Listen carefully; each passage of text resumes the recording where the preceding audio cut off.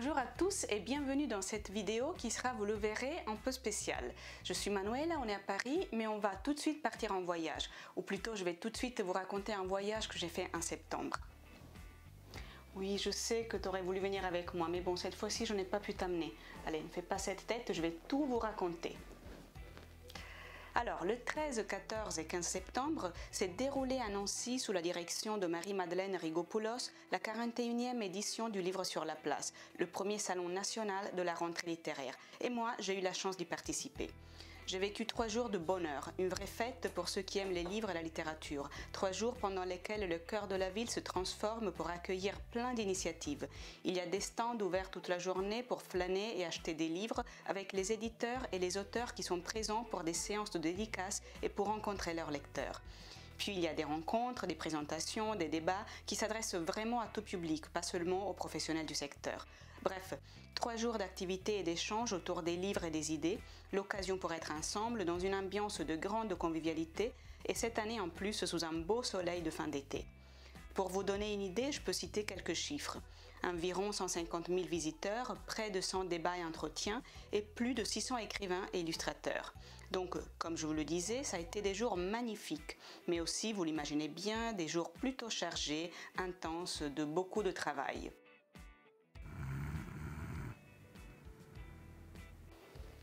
Bon, ça on n'était pas obligé de le montrer, non ? Revenons aux choses importantes. Il y a une expérience que j'ai vécue pendant ces quelques jours à Nancy et que je voudrais partager avec vous. Une des rencontres pour lesquelles j'ai travaillé s'est déroulée au centre pénitentiaire de la ville. Comme vous pouvez l'imaginer, ça a été une expérience humainement très forte.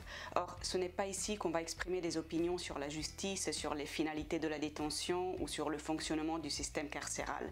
Et je voudrais surtout être très claire pour ne pas être mal interprétée.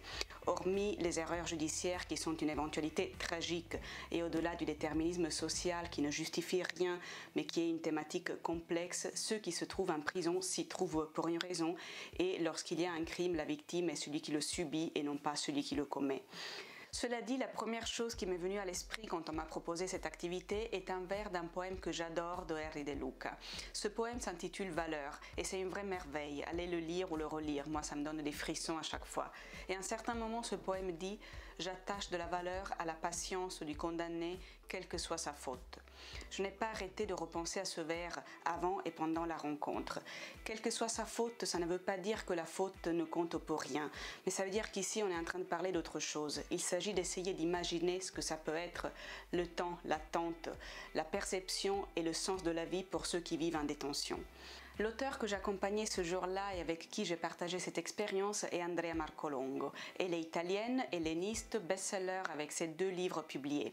À Nancy, elle venait présenter la traduction française de son 2e livre, La part du héros, paru aux Belles Lettres.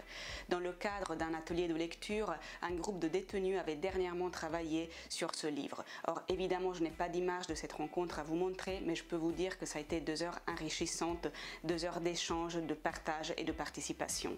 Andrea insiste toujours sur le sens d'être un héros dans la culture grecque ancienne et ça n'a rien à voir avec l'idée d'être le premier ou d'être le meilleur. Ça signifie plutôt donner le meilleur de soi-même, exprimer pleinement son potentiel et je dois dire que ça m'a paru un message spécialement significatif à transmettre dans ce contexte-là.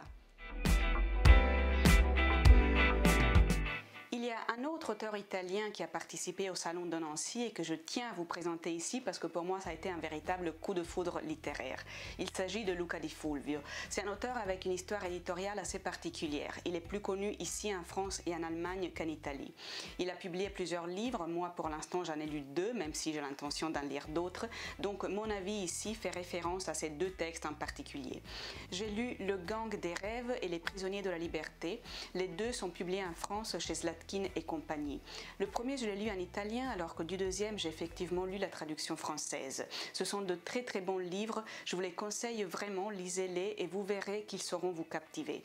N'ayez pas peur du nombre de pages, parce que c'est vrai qu'ils sont très épais, mais arrivé à la fin de votre lecture, vous en aurez voulu davantage. Ce sont 2 fresques historiques où l'histoire sert de miroir pour regarder aussi le présent.